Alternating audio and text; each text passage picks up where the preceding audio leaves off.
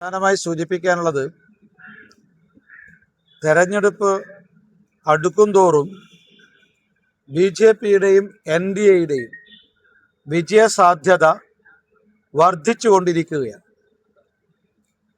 BJP NDA ജനങ്ങളുടെ മുന്നിൽ അവതരിപ്പിച്ച പ്രധാന വിഷയങ്ങൾ അത് ശരിയാണ്, സത്യസന്ധമാണെന്ന് അംഗീകരിച്ചുകൊണ്ട് മുഴുവൻ ജനങ്ങളും ഏറ്റെടുക്കുന്നു എന്നതാണ് ഈ വിജയസാധ്യതയ്ക്ക് അടിസ്ഥാനപരമായ ഘടകം.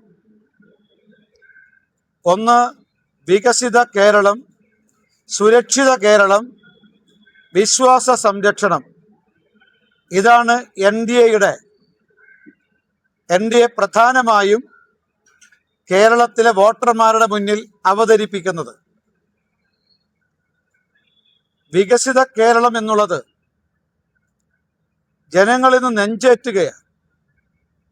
രണ്ട് കാര്യമാണ് നെഞ്ചേറ്റാൻ അവരെ പ്രേരിപ്പിക്കുന്നത്. ഒന്ന്, ഇക്കാലം അത്രയും കേരളം മാറി മാറി ഭരിച്ച മാർക്സിസ്റ്റ് കോൺഗ്രസ് പാർട്ടികളും മുന്നണികളും വികസനത്തെ വിസ്മരിക്കുകയും വിവാദങ്ങൾക്കും വിഭാഗീയതക്കും അവർ മുൻഗണന നൽകുകയും ചെയ്തു.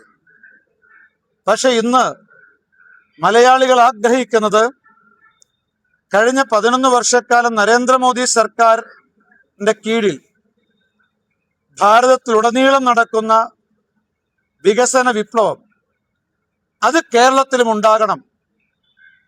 CPM-ഉം കോൺഗ്രസും അവരുടെ മുന്നണികളും അധികാരത്തിൽ വന്നാൽ വികസനം സ്വപ്നം കാണാൻ പോലും സാധ്യമല്ല. ഈ തിരിച്ചറിവാണ് BJPയും NDA സ്വീകരിക്കാൻ വോട്ടർമാരെ പ്രേരിപ്പിക്കുന്നത്.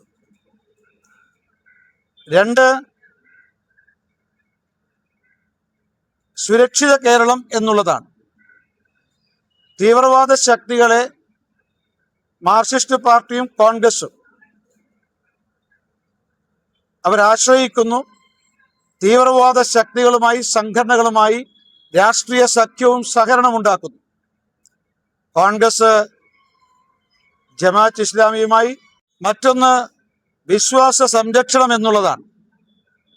ഇപ്പൊ ശബരിമലയാണ് നമ്മുടെ മുന്നിലുള്ളത്. ഒരു ഭാഗത്ത് അവിടുത്തെ വിശ്വാസത്തെ തകർക്കാൻ മാർക്സിസ്റ്റ് പാർട്ടിയും അവരുടെ ഗവൺമെന്റും അവരുടെ അവനാഴിയിലെ എല്ലാ അസ്ത്രവും പ്രയോഗിച്ചു. യുവതി പ്രവേശനവുമായി ബന്ധപ്പെട്ട് നമുക്ക് എല്ലാവർക്കും അറിയാം. അതിന് പുറത്താണ് ശബരിമലയിലെ സ്വർണ്ണക്കൊള്ള നടന്നത്. ഈ സ്വർണ്ണക്കൊള്ളയിൽ മാർക്സിസ്റ്റ് പാർട്ടിക്ക് മാത്രമല്ല കോൺഗ്രസിനും പങ്കുണ്ട് എന്ന് വ്യക്തമായി കഴിഞ്ഞിരിക്കുന്നു. സ്വർണ്ണക്കൊള്ളയുടെ ദല്ലാൾ പോറ്റിക്ക് മാർക്സിസ്റ്റ് നേതാക്കന്മാരുമായും കോൺഗ്രസിന് സാധാരണ നേതാക്കന്മാർ മാത്രമല്ല ശ്രീമതി സോണിയാഗാന്ധി വരെ അയാൾക്ക് ബന്ധമുണ്ട് എന്ന് അതും പരസ്യമായിരിക്കുകയാണ്. ഇതുപോലുള്ള ക്ഷേത്രം കേന്ദ്രീകരിച്ചുകൊണ്ടുള്ള കൊള്ള നടക്കുന്നത് വിശ്വാസികൾ ആശങ്കയോടുകൂടിയാണ് കാണുന്നത്.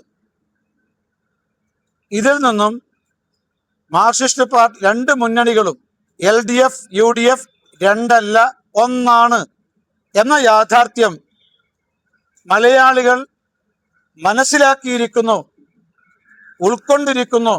അതിനുശേഷം നടക്കുന്ന ഒരു ആദ്യ തെരഞ്ഞെടുപ്പാണ് ഏപ്രിൽ മാസം 9-ാം തീയതി നടക്കാൻ പോകുന്നത്. അതുകൊണ്ട് ഇത്തവണ കേരളത്തിലെ ബഹുഭൂരിപക്ഷം വോട്ടർമാർ പരമ്പരാഗതമായി മാർക്സിസ്റ്റ് പാർട്ടിക്കും കോൺഗ്രസിനും വോട്ട് ചെയ്തവർ ഇത്തവണ NDAക്ക് അനുകൂലമായി വോട്ട് ചെയ്യും. അത്ഭുതകരമായ വിജയമായിരിക്കും NDA കേരളത്തിൽ നേടാൻ വേണ്ടി പോകുന്നത്. വികസിത കേരളം അത് യാഥാർത്ഥ്യമാക്കാൻ ശ്രീ നരേന്ദ്രമോദിജിക്കും BJPക്കും NDAക്കും മാത്രമേ സാധിക്കൂ എന്ന് ജനങ്ങൾ ഉറച്ചു വിശ്വസിക്കുകയാണ്. മാർക്സിസ്റ്റ് പാർട്ടിക്കും കോൺഗ്രസിനും നാളിതുവരെ നേരിടാത്ത കനത്ത ആഘാതം ഈ തെരഞ്ഞെടുപ്പിൽ ഉണ്ടാകാൻ വേണ്ടി പോകും. മതേതര വിവാദമൊന്നും ഇതിലില്ല. ഇത് ഭീകര പ്രവർത്തനത്തിന്റെ ഭാഗമാണ്. സ്വാഭാവികമായും. കാരണം ലവ് ജിഹാദ് എന്ന് പറയുന്നത് പ്രണയം നടിച്ച് തീവ്രവാദ പ്രവർത്തനത്തിന് അവരെ പ്രേരിപ്പിക്കുക. അതാണല്ലോ നിങ്ങളെ തിരുവനന്തപുരം. കൂടുതൽ പോകണ്ടല്ലോ, ഒന്ന് പോയിട്ട് ആറ്റുകാൽ ക്ഷേത്രത്തിനടുത്ത് പോയിട്ട് ആ വീട്ടിൽ പോയി അന്വേഷിച്ചാൽ അവരിപ്പോ അഫ്ഗാനിസ്ഥാനില്ല. ആടിനെ മേക്കാൻ പോയതാണെന്നാ പറയുന്നത്. ആട് എന്ന് പറഞ്ഞാൽ എന്താണെന്നൊക്കെ നിങ്ങൾ അന്വേഷിച്ചറിഞ്ഞാൽ മതി. അങ്ങനെ പലരും ആടിനെ മേക്കാൻ പോയിട്ടുണ്ട് എന്നുള്ളത് വസ്തുതയാണ്, അന്വേഷിച്ച് കണ്ടെത്തിയിട്ടുണ്ട്. പിന്നെ നിങ്ങളായിട്ട് തർക്കിക്കേണ്ട ആവശ്യമില്ലത്. ഈ ചെയ്യുന്ന സംഘടനകൾക്ക് ഇക്കാര്യത്തിൽ യാതൊരു സംശയവുമില്ല.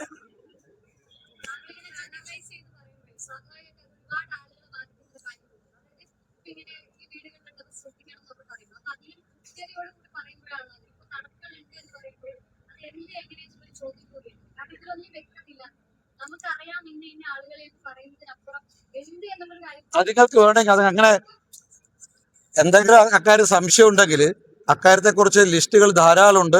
നേരത്തെ പ്രസിദ്ധീകരിക്കപ്പെട്ട ലിസ്റ്റുകളാണ്. കേരളത്തിലെ മാധ്യമങ്ങൾ അത് വളരെ വിശദമായിട്ടാണ് ലേഖന പരമ്പരകൾ നടത്തിയിട്ടുണ്ട്. ഒന്ന് കണ്ണോടിച്ച് നോക്കിയാൽ മതി. അഡ്രസ്സും അവരെ ജാതകം പോലും അക്കാര്യത്തിൽ കൊടുത്തിട്ടുണ്ട്. അത് അതിന്റെ കാരണം തർക്കിക്കേണ്ട ആവശ്യമില്ല. ഇനി അത് ക്ലോസ് ചെയ്തു. കാരണം അതിന്റെ കാരണം എന്നതാണെന്ന് വിശദീകരിച്ചു. ഇനി അതിനെക്കുറിച്ച് തർക്കിക്കേണ്ട ആവശ്യമില്ല.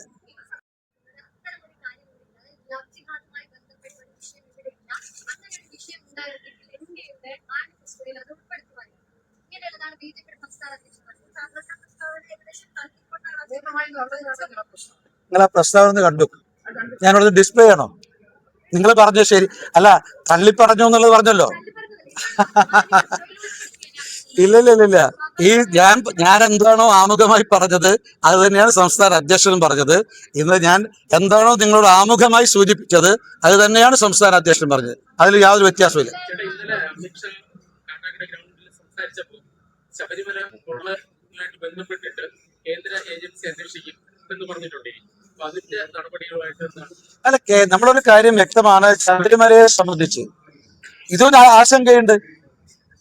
ഇപ്പോ മാർക്സിസ്റ്റ് പാർട്ടി ഭരിച്ചാലും കോൺഗ്രസ് ഭരിച്ചാലും ക്ഷേത്രങ്ങളായാലും ആരാധനാലയങ്ങളായാലും സുരക്ഷിതമല്ല എന്ന ആശങ്ക വിവിധ വിശ്വാസി സമൂഹങ്ങൾക്കുണ്ട്. ഇപ്പൊ നമ്മുടെ ശബരിമലയില് സ്വർണ്ണ മോഷണത്തിൽ ശ്രീമതി സോണിയാഗാന്ധിക്ക് പങ്കില്ല എന്ന് പറയുന്നത് മാർക്സിസ്റ്റ് പാർട്ടിയുടെ അഖിലേന്ത്യാ സെക്രട്ടറിയാണ്. ഇപ്പൊ കോൺഗ്രസ് നേതാക്കളെയും എന്തിനാണ് MA ബേബി ന്യായീകരിക്കുന്നത്? ഇക്കാര്യത്തിൽ കൂട്ടുപ്രതികളായതുകൊണ്ടാണ്. ശബരിമലയിലെ സ്വർണ്ണ കൊള്ളയില് മാർക്സിസ്റ്റ് പാർട്ടിക്കുള്ള പങ്ക് പോലെ തന്നെ കോൺഗ്രസിനും പങ്കുണ്ട് എന്നുള്ളത് ഒരു സത്യമായ കാര്യമാണ്. അതുകൊണ്ട് ഇക്കാര്യത്തിൽ ഇവർ രണ്ടുപേരും ഒരേ തൂവൽ പക്ഷികളാണ്. മാത്രമല്ല, കേരളത്തിലെ CPM സംസ്ഥാന നേതാക്കന്മാരെ തള്ളിയിട്ടാണ് MA ബേബി ഇക്കാര്യം പ്രസ്താവിച്ചത്.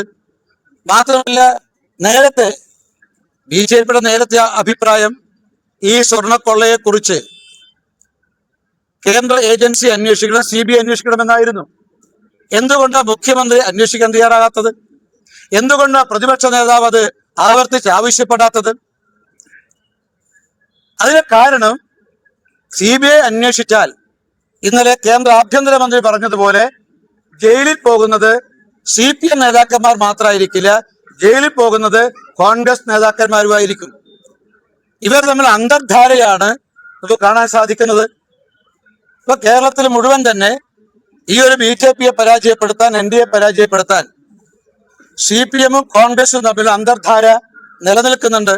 ഇത് ദേശീയ തലത്തിൽ നിലനിൽക്കുന്ന IND സഖ്യത്തിന്റെ ഭാഗവും കൂടിയാണ്. പക്ഷേ വികസിത കേരളം എന്നുള്ള BJPയുടെ പ്രധാനപ്പെട്ട അജണ്ട അത് മലയാളികൾ അംഗീകരിച്ചു കഴിഞ്ഞിട്ടുണ്ട്. ഇനി അതിൽ നിന്നും ഡൈവേർട്ട് ചെയ്യാൻ ആർക്കും കഴിയില്ല.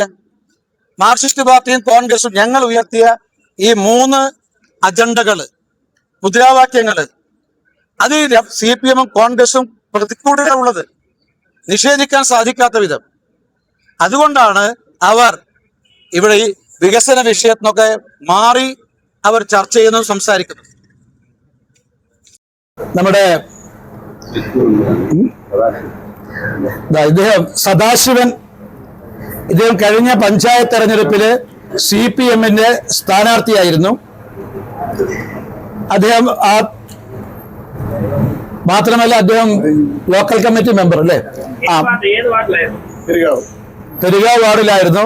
അദ്ദേഹം ഇക്കാലം അത്രയും മാർക്സിസ്റ്റ് പാർട്ടിയുടെ വിവിധ ചുമതലകൾ വഹിച്ചിട്ടുണ്ട്, ബ്രാഞ്ചിന്റെ ചുമതല വഹിച്ചിട്ടുണ്ട്. ഇപ്പൊ ലോക്കൽ കമ്മിറ്റി മെമ്പറാണ്. അദ്ദേഹം CPM-ഓട് വിട പറഞ്ഞ് BJP-യിലേക്ക് കലാകാരന്മാരുടെ സംഘടനയുടെ സംസ്ഥാന ട്രഷററാണ്.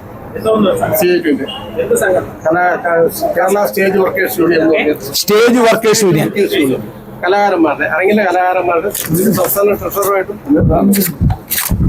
നല്ല കാര്യം വെച്ചിട്ടാണ് അദ്ദേഹത്തെ.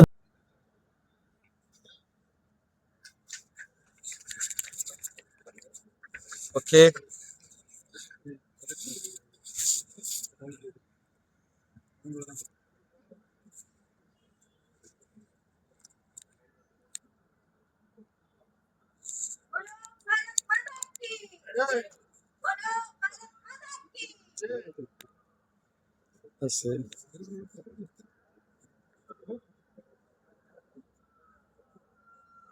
നമസ്കാരം.